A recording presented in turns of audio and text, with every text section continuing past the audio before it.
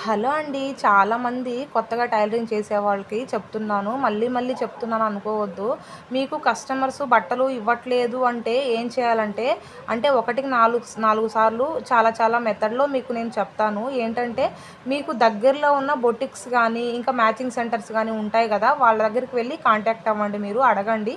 ఇట్లాగా నేను టైలరింగ్ చేస్తాను. ఒక రూపాయి తక్కువైనా పర్లేదు. మీరు బయట ఇచ్చేదానికంటే ఇంకా ఒక రూ. 50, రూ. 100 తక్కువ ఇయ్యండి. నేను స్టిచ్చింగ్ చేసిస్తాను. ఏ మోడల్ కావాలంటే అలా స్టిచ్చింగ్ చేసిస్తాను. నాకు ఖాళీగానే ఉన్నాను నేనిప్పుడని చెప్పేసి అడగండనమాట. వాళ్ళు మీకు ఆహ్, ఇస్తారనమాట. కొత్తగా కుడుతుంటారు గదా! అలాగే తక్కువ అమౌంట్ తీసుకుంటామంటే ఇస్తారు. మీరు అది నిలబెట్టుకొని ఏంటంటే నిదానంగా నీట్‌గా కుట్టండి. ఫినిషింగ్ గాని ప్రతి ఒక్కటి నీట్‌గా కుట్టారంటే వాళ్ళు మళ్ళీ మళ్ళీ మనకే ఇస్తారు. మనం ఊరికే ఖాళీగా ఉంటే ఏమొచ్చిద్ది? అలాగే మనం కుట్టామనుకోండి డబ్బులొస్తాయి. అలాగే ఎక్స్‌పీరియన్స్ కూడా వచ్చిద్ది. మెయిన్ మనకు కావాల్సింది ఎక్స్‌పీరియన్స్ అనమాట. మనకు డబ్బులు చూసుకుంటూ అరే! వాళ్ళు డబ్బులు తక్కువ ఇస్తున్నారని చెప్పేసి మనం కుట్టకుండా అలాగే సైలెంట్‌గా ఉంటే ఎక్స్‌పీరియన్స్ అనేది అస్సలు రాదు. మనమే వెతుక్కుంటూ వెళ్ళాలి. మన దగ్గరికైతే ఏది రాదు.